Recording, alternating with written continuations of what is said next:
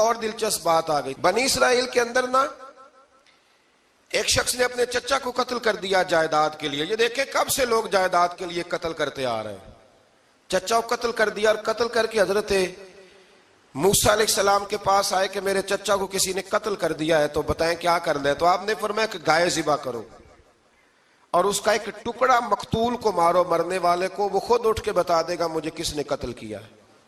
اب ارادہ نہیں تھا گائے ذبح کرنے کا تو بہانے کرنے لگے. ارادہ نہیں نہ ہوتا تو پھر کیا ہوتے ہیں, کہنے لگے گائے کس طرح کی ہو, بوڑھی ہو کہ بچی ہو, رنگ کیسا ہو, جوان ہو کہ چھوٹی ہو, حال میں ایک دفعہ چلنا سیکھ گئی ہو یا ابھی نہ سیکھی ہو. تو بتاتے گئے تو رب بھی شرطیں بیان کرتا گیا.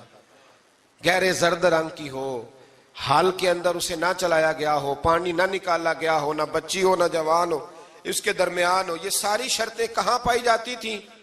حضرت موسیٰ علیہ السلام کی قوم کا ایک شخص تھا جو اللہ کا ولی تھا. وہ جب انتقال کرنے لگا نا, اللہ اکبر, دیکھو رب ولیوں کی اولادوں پر بھی کتنا فضل فرماتا ہے. وہ جب انتقال کرنے لگا تو ایک اس کے پاس چھوٹی سی بچیا تھی, گائے کی بچی, اس نے جنگل میں چھوڑ دی. کہنے لگا یا اللہ میں تیرے نام پہ چھوڑتا ہوں, میرا بچہ جوان ہو جائے تو اسے دے دینا, اور تو سرمایہ ہی کوئی نہیں. بچہ بڑا ہوا تو بچہ بھی بڑا نیک تھا, اپنی ماں کا بڑا فرما بردار تھا. اس کی ماں نے کہا بیٹا تیرے باپ نے ایک گائے چھوڑی تھی. تو بچہ جنگل میں گیا اور جا کے کہنے لگا اے اللہ میری گائے مجھ سے ملا دے. تو رب کریم نے وہ گائے واپس کر دی. وہ گائے گھر لے آیا. اب وہ کہنے لگا اماں بیچ دوں, تو اماں کہنے لگی بیٹا میرے پوچھے بغیر نہ بیچنا. کئی دفعہ گاہک لگے پر اس نے کہا جب تک میری اماں نہ کہے گی میں بیچوں گا. ادھر بنی اسرائیل والے شرطیں جتنی گائے کے بارے میں پوچھ چکے تھے وہ ساری اسی گائے میں پائی جاتی تھی. تو یہ ڈھونڈتے ڈھونڈتے وہاں پہنچ گئے تو کہنے لگے گائے چاہیے. تو اس نے کہا بھی تمہاری مرضی سے نہیں, قیمت میری مرضی کی. ایک مفسر نے تو یہاں تک لکھا ہے کہ اس نے کہا گائے ذبح کر کے نا تو جتنا گائے کے اندر گوشت ہوگا نا اتنا ہی کھال کے اندر تم مجھے مال بھر کے دو گے, اتنے سکے بھر کے دو گے, اتنی اشرفیاں بھر کے دو گے تو پھر تمہیں گائے دوں گا. تو پھر یہ گائے انہیں ملی اور یہ گائے لے کر کے آئے. زیادہ سوالات نہ کرتے تو زیادہ الجھتے نہ. ہم بھی دین کے معاملے میں بڑے سوال جواب کرتے ہیں, اتنا سوال کریں جتنی اس کی ضرورت ہے. ان لوگوں نے سوالات زیادہ کیے تو پھر الجھ زیادہ گئے. تو میرے بھائی اس کا ذکر بھی اللہ تبارک و تعالیٰ نے پہلے پارے کے اندر بیان فرمایا. پھر اللہ کریم نے فرمایا کہ کچھ ایسے لوگ بھی ہیں یہودیوں میں سے جن کا دعویٰ ہو گیا ہے کہ ہم اللہ کے بڑے پیارے ہیں. فرمایا یہ صرف ان کے منہ کی باتیں ہیں, یہ تو قیامت میں پتہ چلے گا نا کہ اللہ کا پیار کس کے ساتھ زیادہ ہے. اور پھر یہ بھی یہودیوں نے دعویٰ کیا ہے. اسی پارے میں اللہ فرماتے ہیں کہ ان کا دعویٰ ہے کہ ہم اللہ کے بڑے پیارے ہیں, جنت میں ہم ہی جائیں گے. تو اللہ فرماتا ہے پھر مرنے کی دعا تو کرو, جنت میں تو مر کے جانا ہے نا. لیکن رب فرماتے ہیں یہ کبھی مرنے کی دعا نہیں کریں گے, اس لیے کہ انہیں پتہ ہے کہ ہم نے آخرت کے لیے کیا بھیجا. لیکن جی پہلا حکم آ گیا یا ایھا الذین آمنوا کہہ کے, پہلی آیت قرآن پاک کی پہلے سپارے میں پہلی آیت جس میں اللہ نے کہا یا ایھا الذین آمنوا. تو پہلا حکم آمنوا کہہ کے. آیت نمبر 104 میں جو اللہ نے حکم دیا ہے نا وہ نبی پاک کی تعظیم کا حکم ہے. پہلا حکم ہی اللہ نے حضور کی عزت اور ناموس کا ارشاد فرمایا.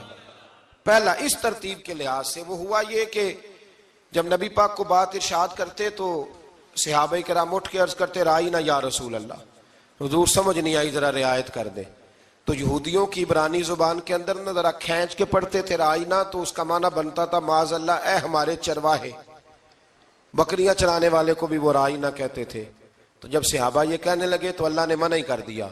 فرمایا میرے محبوب کے غلاموں اس لفظ کے پیچھے چھپ کے, اس لفظ کے پیچھے چھپ کے لوگ میرے نبی کی بے ادبی کر جاتے ہیں. تو جس لفظ کا کوئی ایک معنی بے ادبی والا بنتا ہو وہ لفظ بھی میرے نبی کے لیے نہ کہو. لفظ وہ والے کہو جس میں کوئی بے ادبی کا معنی نکلے نہ. یہاں لوگوں نے بڑے بڑے لفظ نہیں بول دیے پھر کہتے میرا مطلب یہ تھا, میرا مطلب وہ تھا, تو نے وہ لفظ بولا کیوں جس کا کوئی غلط مطلب بھی نکل سکتا تھا. اللہ نے فرمایا یا ایھا الذین آمنوا لا تقولوا رائینا, اے ایمان والو رائنا کہو ہی نہ، تو یا اللہ کیا کہیں؟ فرمایا وقول انظرنا، تم کہو یا رسول اللہ ایک نظر فرمائیے۔ انداز دیکھیے، انظرنا ایک نظر۔ تو ہمارے بزرگ تو پہلے ہی بڑے پیار والوں نے کہہ دیا یا رسول اللہ انظر حالنا۔ کہتے کہاں سے لاتے ہو جملے؟ میں نے کہا اللہ کی کتاب سے۔ یا رسول اللہ انظر حالنا یا حبیب اللہ اسما کالا، تو تم کہو انظرنا، محبوب نظر کرم کرے، واسمعوا، اور کیا ضرورت ہے دوبارہ پوچھنے کی؟ اللہ کہتا ہے پہلے ہی دھیان سے سنا کرو، پہلے ہی واسمعوا، پہلے ہی احتیاط سے سنو، وللکافرین عذاب علیم، اور کافروں کے لیے دردناک عذاب ہے۔ لے جی اسی پارے میں اللہ تبارک و تعالیٰ نے پھر اہل یہود کا ذکر کیا، تو یہود کہنے لگے کہ ہم حضرت ابراہیم کے ماننے والے ہیں، تو اللہ کریم نے وہ بھی ذکر کیا کہ میں نے تو ابراہیم کو آزمایا ہے، وَإِذِ ابْتَلَىٰ إِبْرَاهِيمَ رَبُّهُ بِكَلِمَاتٍ فَأَتَمَّهُنَّ، ہم نے ابراہیم کو کچھ چیزوں سے آزمایا ہے، وہ ہماری آزمائش پہ پورے اترے۔ قَالَ إِنِّي جَاعِلُكَ لِلنَّاسِ إِمَامًا، تو پھر ہم نے انہیں کہا کہ ہم آپ کو پوری دنیا کا امام بنائیں گے۔ وہ آزمائش کیا تھی؟ آگ میں جانا بھی آزمائش، بیٹے کا نہ ہونا بھی آزمائش، بیٹا ہوا تو پھر اسے وادی غیر ذی زرع میں چھوڑ کے آنا بھی آزمائش، بڑا ہوا تو پھر ذبح کرنا بھی آزمائش۔ فرمایا جہاں جہاں آزمایا ہے نا، ابراہیم ہماری آزمائش میں پورے اترے۔ فرمایا تو مفت میں حضرت ابراہیم کی اولاد بنتے ہو اور ان کا نام لیتے ہو اور ان کے ساتھ اپنا تعلق بناتے ہو، دیکھو تو صحیح وہ کتنی آزمائشوں سے گزرے۔ تو اس کا بھی اللہ نے اسی میں ذکر فرمایا۔ اور پھر وہ بات کرتے تھے حضرت یعقوب کی اور حضرت اسحاق کی، تو فرمایا وہ تو ہمارے اتنے خاص بندے تھے کہ وصال کے وقت بھی انہوں نے اپنی اولادوں کو نصیحت فرمائی تھی کہ اللہ کی توحید پہ قائم رہنا، اس کا ذکر بھی اللہ نے اسی پارے میں بیان فرمایا۔ اور جو حضرت ابراہیم اور جناب اسماعیل نے کعبہ تعمیر کیا تو اس کا ذکر بھی اللہ تعالیٰ نے اسی پارے میں فرمایا۔ فرمایا جب وہ کعبہ بنا رہے تھے تو کہہ رہے تھے ربنا تقبل منا، کہہ رہے تھے اے اللہ بنا ہم نے دیا ہے پر مہربانی فرما ہم سے قبول فرما لے۔ تو جو آیہ کریمہ آخر میں عرض کرنا چاہتا ہوں اس پر بھی تھوڑی توجہ فرمائیں گے تو بات بڑی نکھر کے باہر آئے گی۔ یہ 16ویں رکوع کے اندر اللہ نے پھر یہود کا اور عیسائیت کا ذکر فرمایا، تو اللہ کریم نے ایک بات ارشاد فرمائی، یہودیوں کے ہاں جب کوئی بچہ پیدا ہوتا تھا پیلے رنگ کے ساتھ اس کو رنگتے تھے، یا کوئی خاص رنگ تھا ان کا، بچہ پیدا ہوتا تو اس پر وہ رنگ چڑھاتے کہ یہ جی ہمارے مذہب کا رنگ ہے۔ ہمارے ہاں بھی رسمیں ہیں نا اپنی اپنی، معاذ اللہ اپنی اپنی نہیں ہونی چاہیے، اللہ رسول کا حکم ہونا چاہیے۔ تو یہودیوں کے ہاں بچہ پیدا ہوتا تو ایک خاص رنگ چڑھاتے، عیسائیوں کے ہاں پیدا ہوتا تو وہ بھی ایک خاص رنگ چڑھاتے۔ تو مسلمانوں کے ہاں بچے پیدا ہوئے تو انہوں نے بھی توجہ کی کہ یہ کیا ہو رہا ہے، تو رب کریم نے فرمایا صبغۃ اللہ، رنگ اللہ کا ہی ہے۔ ومن احسن من اللہ صبغہ، اور فرمایا اللہ کے رنگ سے زیادہ خوبصورت کس کا رنگ ہو سکتا ہے؟ اللہ کا رنگ کیا ہے؟ لا الہ الا اللہ محمد الرسول اللہ صلی اللہ علیہ۔ فرمایا نیلے پیلے کالے رنگ نہ چڑھاؤ، اپنے ذہن پر توحید و رسالت کا رنگ چڑھاؤ، یہ سب سے بہترین رنگ ہے۔ اگر تمہارے ذہنوں پر رب رسول کی توحید کا رنگ چڑھ گیا تو یہ وہ والا رنگ ہے، پھر تمہیں کسی اور رنگ کی طرف جانے کی ضرورت نہیں پڑے گی۔ تو فرمایا رنگ وہ پیدا کرو جو توحید کا ہے، رسالت کا ہے، اس رنگ کی توجہ کرو۔ قرآن مجید کے اس پارے میں اللہ کریم نے مختلف باتیں بیان کر کے آخری رکوع میں یہ جو رنگ کا ذکر فرمایا نا، تو یہ لگتا ہے پورے پارے کا خلاصہ ہے کہ رب کریم نے فرمایا اصل بات یہ ہے کہ تمہاری سوچوں پہ رب رسول کی توحید و رسالت کا رنگ ہونا چاہیے۔ ہر وقت بچہ پیدا ہو کوئی دنیا سے جائے تو رنگ کس کا ہونا چاہیے؟ اللہ رسول کے۔ اور فرمایا رب تمہارا وہ ہے جس نے تمہارے لیے زمین کو فرش بنایا ہے، آسمان کو چھت بنایا ہے، اور آسمان سے پانی برسا کے تو زمین سے پھل اگائے ہیں، رزقا لکم، وہ بھی تیرے کھانے کے لیے اگائے ہیں۔ وہ جو آسمان سے بارش برسا کے زمین سے سبزہ اور پھل اگائے ہیں تو وہ بھی تیرے لیے۔ جب سارا کچھ تیرے لیے بنایا تو بھی تو عبادت کرنا اپنے رب کی، پھر کسی کو اس کا شریک نہ ٹھہرا۔ ایک چیلنج بھی کیا قرآن مجید نے اس رکوع کے اندر،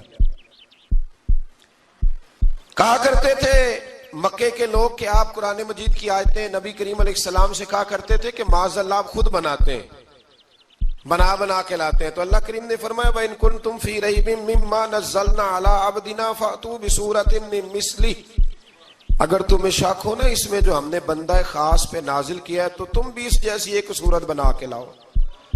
پڑھے لکھے تو تم بھی ہو نا، مکے میں تم بھی رہتے ہو، تو ایک صورت بنا کے لاؤ.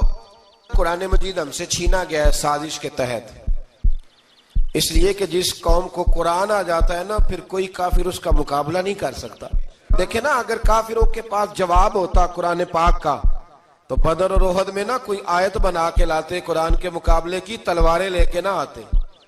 ان کے پاس جواب ہی نہیں تھا. اور قیامت تک کسی کافر کے پاس قرآن مجید کا کوئی جواب، قرآن کا کوئی جواب، قسم اللہ کی جواب کوئی نہیں قرآن کا، اس کا کوئی جواب نہیں. کیا بات ہے قرآن پاک کی. وہ ایک دفعہ مسلمہ کذاب بے ایمان کہنے لگا میں نے بنا لیا ہے قرآن پاک کا جواب. معاذ اللہ. جواب کیا بنایا؟ وہ صورت ہے نا القاریۃ ما القاریہ وما ادراک ما القاریہ، کھڑکھڑانے والی کیا ہے، کھڑکھڑانے والی تمہیں کیا پتا کیا ہے کھڑکھڑی، قیامت کا ذکر ہے. کہنے لگا میں نے اس جیسی صورت بنا لیا. تو کیا بنایا؟ الفیل ملفیل وما ادراک ما الفیل. کہنے لگا ہاتھی، تمہیں کیا پتا کیا ہاتھی، تم کیا جانو کیا ہاتھی. تو پاس جو اس کے اپنے بیٹھے تھے نا چیلے، کہنے لگے چپ کر جا، سارے زمانے کو پتا ہے ہاتھی کیا ہوتا ہے. تو پاگل ہے، اس کے دو کان ہوتے ہیں، ایک سونڈ ہوتی ہے، چار اس کے پیر ہوتے ہیں. بیوقوف آدمی قرآن کا مقابلہ کرنا ہے تو کچھ چاج کے ساتھ کر، پاگلوں کی طرح مقابلہ کرے گا، جوتے کھائے گا بھی ہمیں بھی پڑھوائے گا. تو قرآن مجید کا کوئی مقابلہ کر سکا؟ تو اس آیہ مبارکہ میں اللہ نے کافروں کو یہ کہا اگر مقابلہ نہیں کر سکتے تو پھر اللہ سے ڈرو ورنہ دوزخ میں ڈالے جاؤ گے. وہ جس کا ایندھن آدمی اور پتھر ہے اور بنائی بھی کافروں کے لیے گئی ہے. اعدت للکافرین، جہنم کس کے لیے بنائی گئی ہے؟ کافروں اور منافقوں کے لیے. مسلمانوں کے لیے بنائی گئی. مسلمان مرضی سے چھلانگے لگائیں تو ان کی موج ہے، ورنہ ان کے لیے جہنم، ان کے لیے اللہ نے جنت بنائی ہے. اور یہ بات کرتے ہی رب کریم نے فرمایا اے محبوب علیہ الصلوۃ والسلام مومنوں کو خوشخبری دے دیں کہ اللہ نے ان کے لیے جنت بنائی ہے، اس میں باغات ہیں، انہیں رزق دیا جائے گا کھانے کے لیے، اور اس میں انہیں پاکیزہ بیویاں دی جائیں گی، اور پھر وہ اس میں ہمیشہ رہیں گے، انہیں اس سے نکالا نہیں جائے گا. آگے جو آیات کریمہ ہے نا اس کے اندر اللہ تبارک و تعالیٰ نے فرمایا ہے کہ اللہ حیا نہیں کرتا سمجھانے کے لیے مچھر کی مثال بھی دینی پڑے. فرمایا قرآن سے کچھ لوگ ہدایت حاصل کرتے ہیں اور کچھ گمراہ ہو جاتے ہیں. جب لوگ اپنی مرضی کی تشریحات چاہتے ہیں تو گمراہ ہوتے ہیں، اور جب قرآن کو رسول اللہ صلی اللہ علیہ وسلم اور امت مسلمہ کی تشریحات کی روشنی میں سمجھتے ہیں تو پھر اللہ ہدایت عطا فرماتا ہے. پھر اللہ تبارک و تعالیٰ نے آگے ارشاد فرمایا حضرت آدم کی پیدائش کا واقعہ. مفسرین نے لکھا اللہ نے مشورہ کیا تھا فرشتوں سے وَإِذْ قَالَ رَبُّكَ لِلْمَلَائِكَةِ إِنِّي جَاعِلٌ فِي الْأَرْضِ خَلِيفَةً. لیکن کچھ مفسرین کہتے ہیں کہ اللہ کو ضرورت نہیں فرشتوں سے مشورہ کرنے کی.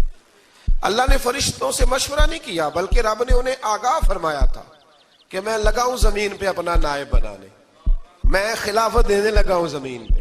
اب یہ تو دینے والی کی مرضی ہے نا اس نے کس کو دینی ہے، یہ تو دینے والے کی مرضی ہے نا اس نے. تو کچھ لوگ کہتے ہیں کہ دینے والے سے زیادہ ہمیں پتہ ہے. تو فرشتوں کو بھی یہ اجتہادی خطا ہو گئی، کہنے لگے یا اللہ اسے نہ بنانا، یہ فساد کرے گا، یہ خون ریزیاں کرے گا. تو اللہ نے فرمایا جو میں جانتا ہوں وہ تم. اللہ اکبر. امام راضی فرماتے جب رمضان آتا ہے تو اللہ فرشتوں سے کہتا ہے ذرا یہ کھول کے دروازے دیکھو نا یہ زمین پہ کیا کر رہے ہیں. تم تو کہتے تھے فساد کریں گے اور یہ سارے تراویحیں پڑھ رہے ہیں. تم تو گویا کہتے تھے فساد کریں گے اور یہ تو دیکھو گویا رمضان کے روزے رکھ رہے ہیں، یہ تو میری یاد میں نکلے ہوئے. تم کچھ کہتے تھے اور دیکھو میں نے تمہیں کہا تھا نا جو میں جانتا ہوں وہ تم. اللہ نے پھر حضرت آدم علیہ السلام کو تمام زمانے کے علوم عطا کیے، علم سکھا لیا. تو فرشتوں سے کہا تم بھی ان چیزوں کے نام بتاؤ تو وہ بتا سکے نہیں. اللہ نے فرمایا اب اس طرح کرو آدم کو سجدہ کرو. سب نے سجدہ کیا سوائے وہ. کہنے لگا یا اللہ صرف تجھے ہی کرنا ہے. کرنا بھی صرف اللہ کو چاہیے پر رب کے آگے بھی جھکنا چاہیے، اور جس کے سامنے رب جھکائے نا وہاں بھی اور یہ جو عاجزی ہے نا، یہ جو جھکنا ہے، یہ علم کے آگے ہے. ہماری مصیبت یہ ہے کہ ہم علم کے آگے بھی گردن جھکانے کو تیار نہیں ہوتے، وہاں بھی ہم خود عالم فاضل بن جاتے. تو فرمایا کہ سب سے کہا سجدہ کرو، سب نے سجدہ کیا سوائے ابلیس کے. تو پھر ہوا کیا؟ وَكَانَ مِنَ الْكَافِرِينَ، وہ کافروں میں سے ہو گیا. پھر اللہ نے حضرت آدم کو اور جناب حوا کو نا مقام دے دیا جنت میں رہنے کے لیے، اور کہا سارا کچھ کھانا، درخت کے قریب نہ جانا.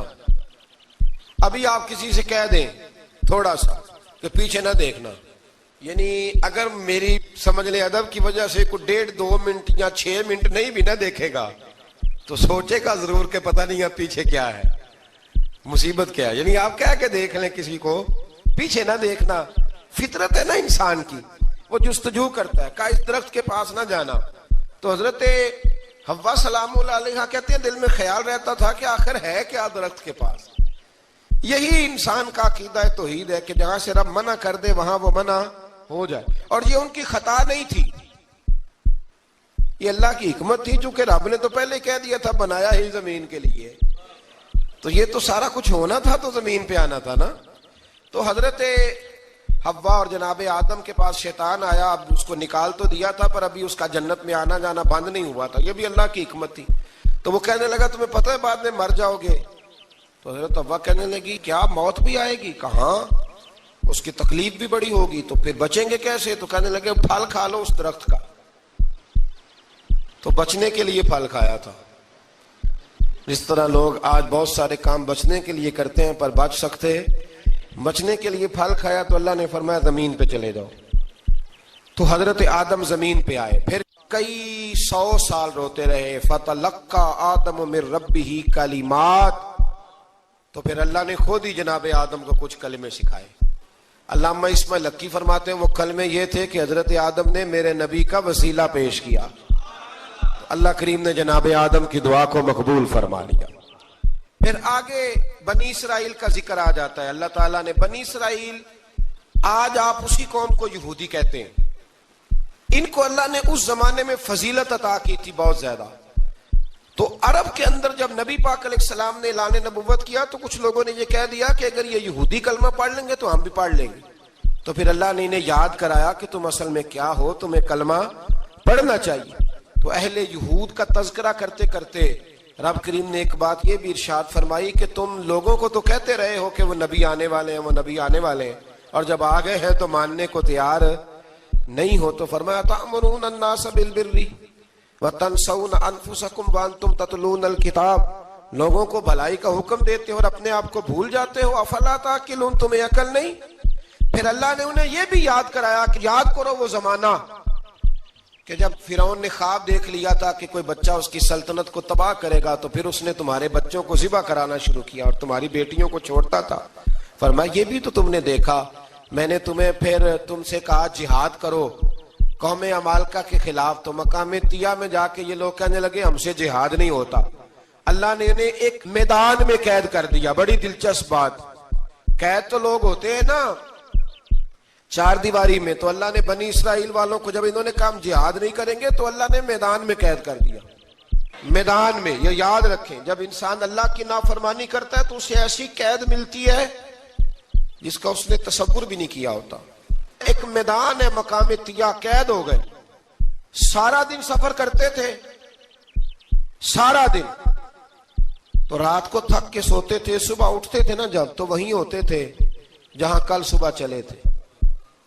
تو رب جب کسی کو قیدی بناتا ہے تو اسے زنجیروں کی، سلاخوں کی ضرورت. دعا فرمائے اللہ تبارک و تعالی غموں سے نجات عطا فرمائے. یہ دعا فرمائے، ایسی قید دیتا ہے کہ جس سے پھر چھٹکارا ہو سکتا. تو بنی اسرائیل کا بہت زیادہ تذکرہ اس بارے میں اللہ تبارک و تعالی نے پھر بیان کیا، اور پھر کہا کہ انہیں جو حکم دیا جاتا تھا یہ اس کی سرتابی کرتے تھے. پھر اللہ نے ان پر ذلت نازل کر دی اور یہ ہمیشہ اس کا شکار رہے. قوم سبت کا ذکر فرمایا اللہ نے. ہفتے والے دن کچھ لوگ نافرمانی کرتے، ہمارے بھی ہیلے بہانے ہیں نا آج کل کاروبار میں. تو اسی سپارے کی آیت نمبر 65 کے اندر اللہ تعالیٰ نے حضرت داؤد کی قوم کا ذکر کیا کہ اللہ نے انہیں حکم دیا تھا کہ ہفتے والے دن مچھلیاں نہیں پکڑنی. تو وہ کہتے تھے چلو ہاتھ لگا کے نہیں پکڑنی، ہاتھ لگا کے. وہ ہمارے لوگ ہیلے بہانے تلاش کر لیتے ہیں نا، وہ بڑے جناب انشورنس والا آ گیا، اب وہ بینک والا آ گیا، وہ فلانے صاحب آ گئے، وہ تروڑ مروڑ کے کہانیاں باتیں، اور پھر ہمیں بھی رستے مل جاتے ہیں بچنے کے۔ مفتی صاحب نے کہہ دیا تھا، ایک مولانا سے میں نے ان کو کہا ہفتے والے دن مچھلیاں نہیں پکڑنے کا، نہیں پکڑتے، چھوٹے چھوٹے حوض بنا لیے تو مچھلیاں زیادہ آتی تھی اس دن۔ یہ بھی اللہ کی قدرت تھی، نماز کے وقت گاہک زیادہ آتے ہیں، یہ اس کی قدرت ہوتی ہے۔ تو وہ مچھلیاں حوض میں جمع ہو جاتی ہیں، یوں سمجھ لیں کہ جال انہوں نے لگا لیے ہوئے تھے، تو جال میں وہ پھنستی رہتی تھی، حوضوں میں آتی رہتی تھی۔ ہفتے کو نہیں پکڑتے تھے، اتوار کو پکڑ لیتے تھے، تو پھر اللہ نے انہیں سزا دی۔ فرمایا تماشے کرتے ہو اللہ کے حکم کے ساتھ، کیا سزا دی؟ فَقُلْنَا لَهُمْ كُونُوا قِرَادَةً خَاسِئِينَ، فرمایا بندر بن جاؤ دھتکارے ہوئے۔ جو رزق حرام طریقے سے کماتے تھے رب انہیں بندر بنا دیتا تھا۔ ابھی بھی میں نے دیکھے ہیں بڑے بڑے تاجر پاگلوں جیسی زندگی گزار رہے ہیں، نفسیاتی طور پہ سکون نہیں ہے، کروڑوں روپیہ پڑا ہے۔ کیوں؟ اس لیے کہ رب کے بتائے ہوئے طریقے کے مطابق تجارت نہیں کرتے۔ آگے ایک اور دلچسپ بات آ گئی، بنی اسرائیل کے اندر نا ایک شخص نے اپنے چچا کو قتل کر دیا جائیداد کے لیے۔ یہ دیکھیں کب سے لوگ جائیداد کے لیے قتل کرتے آ رہے ہیں۔ چچا کو قتل کر دیا، اور قتل کر کے حضرت موسیٰ علیہ السلام کے پاس آئے کہ میرے چچا کو کسی نے قتل کر دیا ہے، تو بتائیں کیا کرنا ہے؟ تو آپ نے فرمایا کہ گائے ذبح کرو، اور اس کا ایک ٹکڑا مقتول کو مارو، مرنے والے کو، وہ خود اٹھ کے بتا دے گا مجھے کس نے قتل کیا ہے۔ اب ارادہ نہیں تھا گائے ذبح کرنے کا تو بہانے کرنے لگے۔ ارادہ نہیں نہ ہوتا تو پھر کیا ہوتے ہیں؟ کہنے لگے گائے کس طرح کی ہو، بوڑھی ہو کہ بچی ہو، رنگ کیسا ہو، جوان ہو کہ چھوٹی ہو، حال میں ایک دفعہ چلنا سیکھ گئی ہو یا ابھی نہ سیکھی ہو، تو بتاتے گئے تو رب بھی شرطیں بیان کرتا گیا۔ گہرے زرد رنگ کی ہو، حال کے اندر اسے نہ چلایا گیا ہو، پانی نہ نکالا گیا ہو، نہ بچی ہو نہ جوان ہو، اس کے درمیان ہو۔ یہ ساری شرطیں کہاں پائی جاتی تھیں؟ حضرت موسیٰ علیہ السلام کی قوم کا ایک شخص تھا جو اللہ کا ولی تھا۔ وہ جب انتقال کرنے لگا نا، اللہ اکبر، دیکھو رب ولیوں کی اولادوں پر بھی کتنا فضل فرماتا ہے۔ وہ جب انتقال کرنے لگا تو ایک اس کے پاس چھوٹی سی بچیا تھی، گائے کی بچی، اس نے جنگل میں چھوڑ دی۔ کہنے لگا یا اللہ میں تیرے نام پہ چھوڑتا ہوں، میرا بچہ جوان ہو جائے تو اسے دے دینا، اور تو سرمایہ ہی کوئی نہیں۔ بچہ بڑا ہوا تو بچہ بھی بڑا نیک تھا، اپنی ماں کا بڑا فرما بردار تھا۔ اس کی ماں نے کہا بیٹا تیرے باپ نے ایک گائے چھوڑی تھی، تو بچہ جنگل میں گیا اور جا کے کہنے لگا اے اللہ میری گائے مجھ سے ملا دے، تو رب کریم نے وہ گائے واپس کر دی۔ وہ گائے گھر لے آیا، اب وہ کہنے لگا اماں بیچ دوں، تو اماں کہنے لگی بیٹا میرے پوچھے بغیر نہ بیچنا۔ کئی دفعہ گاہک لگے پر اس نے کہا جب تک میری اماں نہ کہے گی میں بیچوں گا۔ ادھر بنی اسرائیل والے شرطیں جتنی گائے کے بارے میں پوچھ چکے تھے وہ ساری اسی گائے میں پائی جاتی تھی، تو یہ ڈھونڈتے ڈھونڈتے وہاں پہنچ گئے، تو کہنے لگے گائے چاہیے، تو اس نے کہا بھی تمہاری مرضی سے نہیں، قیمت میری مرضی کی۔ ایک مفسر نے تو یہاں تک لکھا ہے کہ اس نے کہا گائے ذبح کر کے نا، تو جتنا گائے کے اندر گوشت ہوگا نا اتنا ہی کھال کے اندر تو مجھے مال بھر کے دو گے، اتنے ہی سکے بھر کے دو گے، اتنی اشرفیاں بھر کے دو گے، تو پھر تمہیں گائے دوں گا۔ تو پھر یہ گائے انہیں ملی اور یہ گائے لے کر کے آئے۔ زیادہ سوالات نہ کرتے تو زیادہ الجھتے نہ۔ ہم بھی دین کے معاملے میں بڑے سوال جواب کرتے ہیں، اتنا سوال کریں جتنی اس کی ضرورت ہے۔ ان لوگوں نے سوالات زیادہ کیے تو پھر الجھ زیادہ گئے۔ تو میرے بھائی اس کا ذکر بھی اللہ تبارک و تعالیٰ نے پہلے پارے کے اندر بیان فرمایا۔ پھر اللہ کریم نے فرمایا کہ کچھ ایسے لوگ بھی ہیں یہودیوں میں سے جن کا دعویٰ ہو گیا ہے کہ ہم اللہ کے بڑے پیارے ہیں۔ فرمایا یہ صرف ان کے منہ کی باتیں ہیں، یہ تو قیامت میں پتہ چلے گا نا کہ اللہ کا پیار کس کے ساتھ زیادہ ہے۔ اور پھر یہ بھی یہودیوں نے دعویٰ کیا ہے، اسی پارے میں اللہ فرماتے ہیں کہ ان کا دعویٰ ہے کہ ہم اللہ کے بڑے پیارے ہیں، جنت میں ہم ہی جائیں گے۔ تو اللہ فرماتے ہیں پھر مرنے کی دعا تو کرو، جنت میں تو مر کے جانا ہے نا۔ لیکن رب فرماتے ہیں یہ کبھی مرنے کی دعا نہیں کریں گے، اس لیے کہ انہیں پتہ ہے کہ ہم نے آخرت کے لیے کیا بھیجا۔ لیکن جی پہلا حکم آ گیا یا ایھا الذین آمنوا کہہ کے، پہلی آیت قرآن پاک کی پہلے سپارے میں پہلی آیت جس میں اللہ نے کہا یا ایھا الذین آمنوا، تو پہلا حکم آمنوا کہہ کے آیت نمبر 104 میں جو اللہ نے حکم دیا ہے نا وہ نبی پاک کی تعظیم کا حکم ہے. پہلا حکم ہی اللہ نے حضور کی عزت اور ناموس کا ارشاد فرمایا. پہلا اس ترتیب کے لحاظ سے وہ ہوا یہ کہ جب نبی پاک کو بات ارشاد کرتے تو صحابہ کرام اٹھ کے عرض کرتے رائینا یا رسول اللہ، حضور سمجھ نہیں آئی ذرا رعایت کر دے. تو یہودیوں کی عبرانی زبان کے اندر نہ ذرا کھینچ کے پڑھتے تھے رائینا، تو اس کا معنی بنتا تھا معاذ اللہ اے ہمارے چرواہے. بکریاں چرانے والے کو بھی وہ رائینا کہتے تھے. تو جب صحابہ یہ کہنے لگے تو اللہ نے منع ہی کر دیا. فرمایا میرے محبوب کے غلاموں، اس لفظ کے پیچھے چھپ کے لوگ میرے نبی کی بے ادبی کر جاتے ہیں. تو جس لفظ کا کوئی ایک معنی بے ادبی والا بنتا ہو وہ لفظ بھی میرے نبی کے لیے نہ کہو. لفظ وہ والے کہو جس میں کوئی بے ادبی کا معنی نکلے نہ. یہاں لوگوں نے بڑے بڑے لفظ نہیں بول دیے پھر کہتے میرا مطلب یہ تھا، میرا مطلب وہ تھا. تو نے وہ لفظ بولا کیوں جس کا کوئی غلط مطلب بھی نکل سکتا تھا؟ اللہ نے فرمایا یا ایھا الذین آمنوا لا تقولوا رائینا، اے ایمان والو رائینا کہو ہی نہ. تو یا اللہ کیا کہیں؟ فرمایا وقولوا انظرنا، تم کہو یا رسول اللہ ایک نظر فرمائیے. انداز دیکھیے، انظرنا ایک نظر. تو ہمارے بزرگ تو پہلے ہی بڑے پیار والوں نے کہہ دیا یا رسول اللہ انظر حالنا. کہتے کہاں سے لاتے ہو جملے؟ میں نے کہا اللہ کی کتاب سے. یا رسول اللہ انظر حالنا یا حبیب اللہ اسمع قالا. تو تم کہو انظرنا، محبوب نظر کرم کرے. واسمعوا، اور کیا ضرورت ہے دوبارہ پوچھنے کی؟ اللہ کہتے ہیں پہلے ہی دھیان سے سنا کرو، پہلے ہی واسمعوا، پہلے ہی احتیاط سے سنو. وللکافرین عذاب علیم، اور کافروں کے لیے دردناک عذاب ہے. لے جی اسی پارے میں اللہ تبارک و تعالیٰ نے پھر اہل یہود کا ذکر کیا.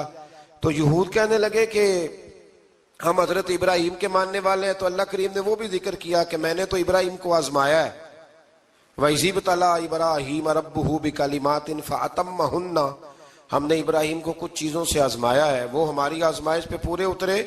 قَالَ إِنِّي جَاعِلُكَ لِلنَّاسِ إِمَامًا، تو پھر ہم نے انہیں کہا کہ ہم آپ کو پوری دنیا کا امام بنائیں گے.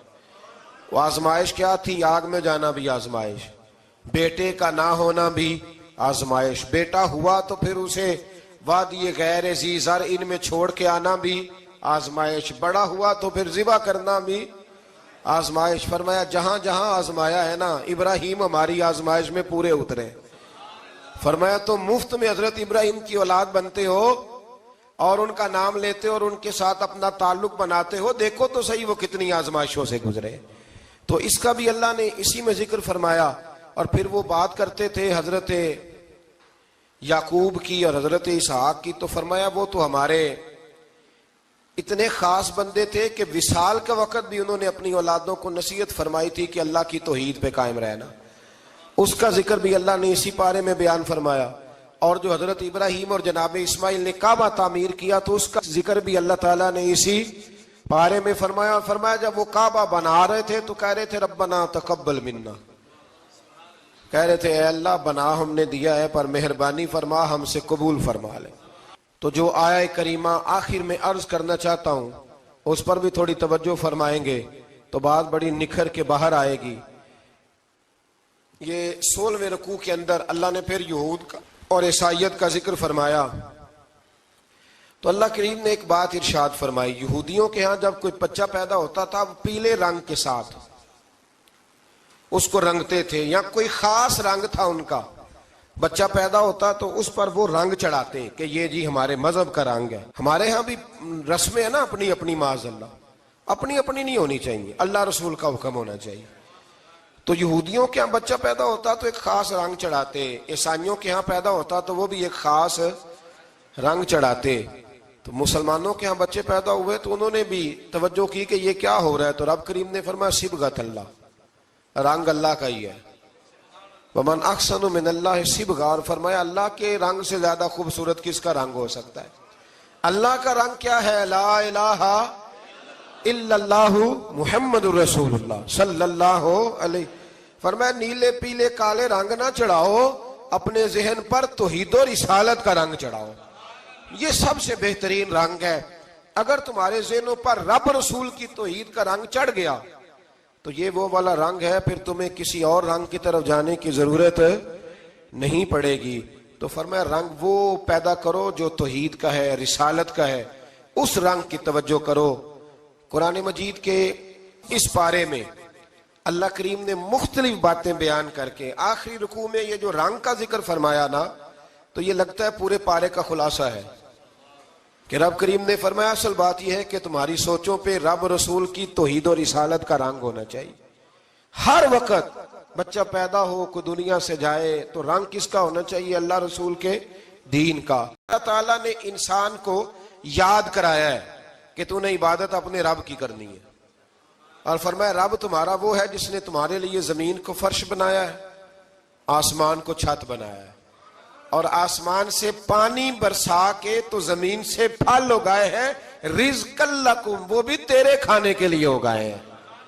وہ جو آسمان سے بارش برسا کے زمین سے سبز اور پھل اگائے ہیں تو وہ بھی تیرے لیے۔ جب سارا کچھ تیرے لیے بنایا تو بھی تو عبادت کرنا اپنے رب کی، پھر کسی کو اس کا شریک نہ ٹھہرا۔ ایک چیلنج بھی کیا قرآن مجید نے اس رکوع کے اندر۔ کہا کرتے تھے مکے کے لوگ کہ آپ قرآن مجید کی آیتیں نبی کریم علیہ السلام سے کہا کرتے تھے کہ معاذ اللہ آپ خود بناتے ہیں، بنا کے لاتے ہیں۔ تو اللہ کریم نے فرمایا وَإِن كُنتُمْ فِي رَيْبٍ مِّمَّا نَزَّلْنَا عَلَىٰ عَبْدِنَا فَأْتُوا بِسُورَةٍ مِّن مِّثْلِهِ، اگر تمہیں شک ہو نا اس میں جو ہم نے بندہ خاص پہ نازل کیا ہے تو تم بھی اس جیسی ایک صورت بنا کے لاؤ۔ پڑھے لکھے تو تم بھی ہو نا، مکے میں تم بھی رہتے ہو، تو ایک صورت بنا کے لاؤ۔ قرآن مجید ہم سے چھینا گیا ہے سازش کے تحت، اس لیے کہ جس قوم کو قرآن آ جاتا ہے نا پھر کوئی کافر اس کا مقابلہ نہیں کر سکتا۔ دیکھیں نا، اگر کافروں کے پاس جواب ہوتا قرآن پاک کا تو بدر اور احد میں نا کوئی آیت بنا کے لاتے، قرآن کے مقابلے کی تلواریں لے کے نہ آتے، ان کے پاس جواب ہی نہیں تھا۔ اور قیامت تک کسی کافر کے پاس قرآن مجید کا کوئی جواب، قرآن کا کوئی جواب، قسم اللہ کی جواب کوئی نہیں، قرآن کا اس کا کوئی جواب نہیں۔ کیا بات ہے قرآن پاک کی۔ وہ ایک دفعہ مسلمہ کذاب بے ایمان کہنے لگا میں نے بنا لیا ہے قرآن پاک کا جواب، معاذ اللہ۔ جواب کیا بنایا؟ وہ سورت ہے نا القاریۃ ما القاریۃ وما ادراک ما القاریۃ، کھڑکھڑانے والی کیا ہے، کھڑکھڑانے والی تمہیں کیا پتا کیا ہے کھڑکھڑی، قیامت کا ذکر ہے۔ کہنے لگا میں نے اس جیسی سورت بنا لیا، تو کیا بنایا؟ الفیل ملفیل وما ادراک ما الفیل۔ کہنے لگا ہاتھی، تمہیں کیا پتا کیا ہاتھی، تم کیا جانو کیا ہاتھی۔ تو پاس جو اس کے اپنے بیٹھے تھے نا چیلے، وہ کہنے لگے چپ کر جا، سارے زمانے کو پتا ہے ہاتھی کیا ہوتا ہے۔ تو پاگل ہے، اس کے دو کان ہوتے ہیں، ایک سونڈ ہوتی ہے، چار اس کے پیر ہوتے ہیں۔ بیوقوف آدمی، قرآن کا مقابلہ کرنا ہے تو کچھ چج کے ساتھ کر، پاگلوں کی طرح مقابلہ کرے گا، جوتے کھائے گا بھی، ہمیں بھی پڑھوائے گا۔ تو قرآن مجید کا کوئی مقابلہ کر سکا؟ تو اس آیہ مبارکہ میں اللہ نے کافروں کو یہ کہا اگر مقابلہ نہیں کر سکتے تو پھر اللہ سے ڈرو، ورنہ دوزخ میں ڈالے جاؤ گے، وہ جس کا ایندھن آدمی اور پتھر ہے، اور بنائی بھی کافروں کے لیے گئی ہے۔ اعدت للکافرین، جہنم کس کے لیے بنائی گئی ہے؟ کافروں اور منافقوں کے لیے۔ مسلمانوں کے لیے بنائی گئی، مسلمان مرضی سے چھلانگے لگائیں تو ان کی موج ہے، ورنہ ان کے لیے جہنم، ان کے لیے اللہ نے جنت بنائی ہے۔ اور یہ بات کرتے ہی رب کریم نے فرمایا اے محبوب علیہ السلام مومنوں کو خوشخبری دے دیں کہ اللہ نے ان کے لیے جنت بنائی ہے، اس میں باغات ہیں، انہیں رزق دیا جائے گا کھانے کے لیے، اور اس میں انہیں پاکیزہ بیویاں دی جائیں گی، اور پھر وہ اس میں ہمیشہ رہیں گے، انہیں اس سے نکالا نہیں جائے گا۔ آگے جو آیات کریمہ ہے نا اس کے اندر اللہ تبارک و تعالیٰ نے فرمایا ہے کہ اللہ حیا نہیں کرتا سمجھانے کے لیے، مچھر کی مثال بھی دینی پڑے۔ فرمایا قرآن سے کچھ لوگ ہدایت حاصل کرتے ہیں اور کچھ گمراہ ہو جاتے ہیں۔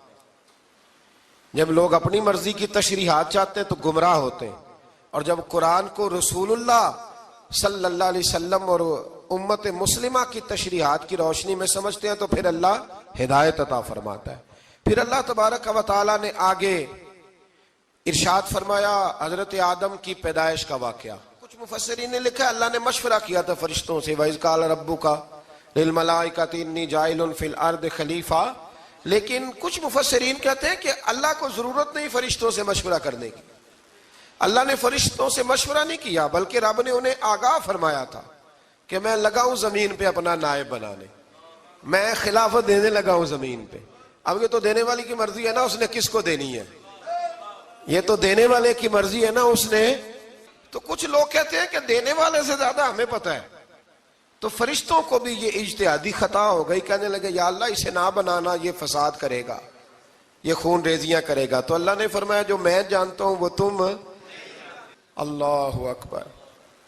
امام راضی فرماتے جب رمضان آتا ہے تو اللہ فرشتوں سے کہتا ہے ذرا یہ کھول کے دروازے دیکھو نا، یہ زمین پہ کیا کر رہے ہیں۔ تم تو کہتے تھے فساد کریں گے اور یہ سارے تراویحیں پڑھ رہے ہیں، تم تو گویا کہتے تھے فساد کریں گے اور یہ تو دیکھو گویا رمضان کے روزے رکھ رہے ہیں، یہ تو میری یاد میں نکلے ہوئے ہیں۔ تم کچھ کہتے تھے اور دیکھو میں نے تمہیں کہا تھا نا جو میں جانتا ہوں وہ تم۔ اللہ نے پھر حضرت آدم علیہ السلام کو تمام زمانے کے علوم عطا کیے، علم سکھا لیا۔ تو فرشتوں سے کہا تم بھی ان چیزوں کے نام بتاؤ، تو وہ بتا سکے نہیں۔ اللہ نے فرمایا اب اس طرح کرو، آدم کو سجدہ کرو۔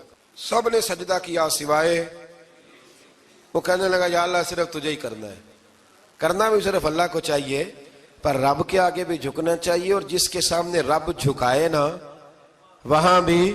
اور یہ جو عاجزی ہے نا، یہ جو جھکنا ہے، یہ علم کے آگے ہے۔ ہماری مصیبت یہ ہے کہ ہم علم کے آگے بھی گردن جھکانے کو تیار نہیں ہوتے، وہاں بھی ہم خود عالم فاضل بن جاتے۔ تو فرمایا کہ سب سے کہا سجدہ کرو، سب نے سجدہ کیا سوائے ابلیس کے۔ تو پھر ہوا کیا وکان من الکافرین، وہ کافروں میں سے ہو گیا۔ پھر اللہ نے حضرت آدم کو اور جناب حوا کو نا مقام دے دیا جنت میں رہنے کے لیے، اور کہا سارا کچھ کھانا، درخت کے قریب نہ جانا۔ ابھی آپ کسی سے کہہ دیں تھوڑا سا کہ پیچھے نہ دیکھنا، یعنی اگر میری سمجھ لیں ادب کی وجہ سے کوئی 1.5-2 منٹ یا 6 منٹ نہیں بھی نہ دیکھے گا تو سوچے گا ضرور کہ پتہ نہیں اب پیچھے کیا ہے، مصیبت کیا ہے۔ یعنی آپ کہہ کے دیکھ لیں کسی کو، پیچھے نہ دیکھنا، فطرت ہے نا انسان کی، وہ جستجو کرتا ہے، کہا اس درخت کے پاس نہ جانا۔ تو حضرت حوا سلام اللہ علیہ کہتے ہیں دل میں خیال رہتا تھا کہ آخر ہے کیا درخت کے پاس۔ یہی انسان کا عقیدہ توحید ہے کہ جہاں سے رب منع کر دے وہاں وہ منع ہو جائے، اور یہ ان کی خطا نہیں تھی، یہ اللہ کی حکمت تھی، چونکہ رب نے تو پہلے کہہ دیا تھا بنایا ہی زمین کے لیے، تو یہ تو سارا کچھ ہونا تھا تو زمین پہ آنا تھا نا۔ تو حضرت حوا اور جناب آدم کے پاس شیطان آیا، اب اس کو نکال تو دیا تھا پر ابھی اس کا جنت میں آنا جانا بند نہیں ہوا تھا، یہ بھی اللہ کی حکمت تھی۔ تو وہ کہنے لگا تمہیں پتہ ہے بعد میں مر جاؤ گے؟ تو حضرت حوا کہنے لگی کیا موت بھی آئے گی؟ کہاں، اس کی تکلیف بھی بڑی ہوگی، تو پھر بچیں گے کیسے؟ تو کہنے لگے پھل کھا لو اس درخت کا۔ تو بچنے کے لیے پھل کھایا تھا، جس طرح لوگ آج بہت سارے کام بچنے کے لیے کرتے ہیں پر بچ سکتے، بچنے کے لیے پھل کھایا۔ تو اللہ نے فرمایا زمین پہ چلے جاؤ۔ تو حضرت آدم زمین پہ آئے، پھر کئی 100 سال روتے رہے۔ فَتَلَقَّى آدَمُ مِن رَبِّهِ کَلِمَاتٍ، تو پھر اللہ نے خود ہی جناب آدم کو کچھ کلمے سکھائے۔ علامہ اسماعیل لکی فرماتے ہیں وہ کلمے یہ تھے کہ حضرت آدم نے میرے نبی کا وسیلہ پیش کیا، اللہ کریم نے جناب آدم کی دعا کو مقبول فرما لیا۔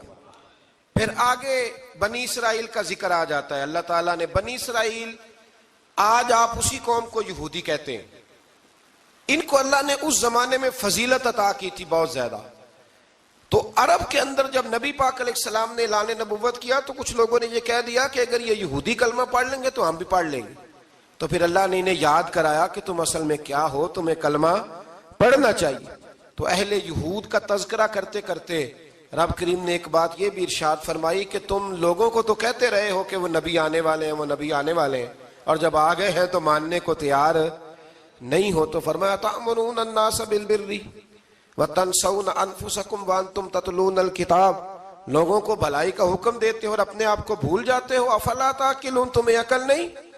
پھر اللہ نے انہیں یہ بھی یاد کرایا کہ یاد کرو وہ زمانہ کہ جب فرعون نے خواب دیکھ لیا تھا کہ کوئی بچہ اس کی سلطنت کو تباہ کرے گا، تو پھر اس نے تمہارے بچوں کو ذبح کرانا شروع کیا اور تمہاری بیٹیوں کو چھوڑتا تھا۔ فرمایا یہ بھی تو تم نے دیکھا، میں نے تمہیں پھر تم سے کہا جہاد کرو قوم عمالقہ کے خلاف، تو مقام طیہ میں جا کے یہ لوگ کہنے لگے ہم سے جہاد نہیں ہوتا۔ اللہ نے انہیں ایک میدان میں قید کر دیا۔ بڑی دلچسپ بات، قید تو لوگ ہوتے ہیں نا चार दीवारी में। तो अल्लाह ने बनी इसराइल वालों को जब इन्होंने काम जिहाद नहीं करेंगे तो अल्लाह ने मैदान में कैद कर दिया। मैदान में, ये याद रखें, जब इंसान अल्लाह की नाफरमानी करता है तो उसे ऐसी कैद मिलती है जिसका उसने तसव्वुर भी नहीं किया होता। एक मैदान है मकाम तिया, कैद हो गए, सारा दिन सफर करते थे, सारा दिन। तो रात को थक के सोते थे, सुबह उठते थे ना जब, तो वहीं होते थे जहां कल सुबह चले थे। तो रब जब किसी को कैदी बनाते हैं तो उसे जिंजीरों की, सलाखों की जरूरत है। दुआ फरमाए अल्लाह तबारक व तआला गमों से निजात अता फरमाए। ये दुआ फरमाए, ऐसी कैद देता है कि जिससे फिर छुटकारा हो सकता। तो बनी इसराइल का बहुत ज्यादा तज़किरा इस पारे में अल्लाह तबारक व तआला ने फिर बयान किया और फिर कहा कि इन्हें जो हुक्म दिया जाता था ये उसकी सरताबी करते थे। फिर अल्लाह ने इन पर जिल्लत नाजिल कर दी और ये हमेशा उसका शिकार रहे। कौम सब्त का जिक्र फरमाया अल्लाह ने। हफ्ते वाले दिन कुछ लोग नाफरमानी करते थे। हमारे भी हीले बहाने हैं ना आजकल कारोबार में। तो इसी सिपारे की आयत नंबर 65 के अंदर अल्लाह ताला ने हजरत दाऊद की कौम का जिक्र किया कि अल्लाह ने उन्हें हुक्म दिया था कि हफ्ते वाले दिन मछलियां नहीं पकड़नी। तो वो कहते थे चलो हाथ लगा के नहीं पकड़नी, हाथ लगा के। वो हमारे लोग हीले बहाने तलाश कर लेते हैं ना। वो बड़े जनाब इंश्योरेंस वाला आ गया, अब वो बैंक वाला आ गया, वो फलाने साहब आ गए, वो तरोड़ मरोड़ के कहानियां बातें, और फिर हमें भी रास्ते मिल जाते हैं बचने के। मुफ्ती साहब ने कह दिया था, ओ एक मौलाना से मैंने इनको कहा हफ्ते वाले दिन मछलियां नहीं पकड़नी, का नहीं पकड़ते, छोटे छोटे हौज बना लिए। तो मछलियां ज्यादा आती थी उस दिन, ये भी अल्लाह की कुदरत थी। नमाज के वक्त गाहक ज्यादा आते हैं, ये उसकी कुदरत होती है। तो वो मछलियां हौज में जमा हो जाती हैं। यूं समझ लें कि जाल इन्होंने लगा लिए हुए थे, तो जाल में वो फंसती रहती थी, हौजों में आती रहती थी। हफ्ते को नहीं पकड़ते थे, इतवार को पकड़ लेते थे। तो फिर अल्लाह ने इन्हें सजा दी। फरमाया तमाशे करते हो अल्लाह के हुक्म के साथ। क्या सजा दी? फकुलना लहुम कूनू किरादतन खासीन, फरमाया बंदर बन जाओ धुतकारे हुए। जो रिस्क हराम तरीके से कमाते थे रब उन्हें बंदर बना देता था। अभी भी मैंने देखे हैं बड़े बड़े ताजर पागलों जैसी जिंदगी गुजार रहे हैं। नफसियाती तौर पे सुकून नहीं है, करोड़ों रुपया पड़ा है। क्यों? इसलिए कि रब के बताए हुए तरीके के मुताबिक तिजारत नहीं करते। आगे अंग यारी दा पालन औखा जिवें कतण विच तंद काची, एक खिच्चे दूजा छड्डदा जावे, ताइयों रहंदी पक्की।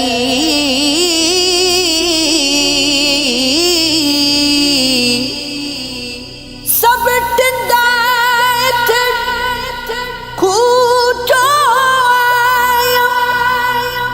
ते कोई पाली कोई सकनी, जिन्ना ने तोड़दा साथ नहीं देना। कियास ओना दी रखनी।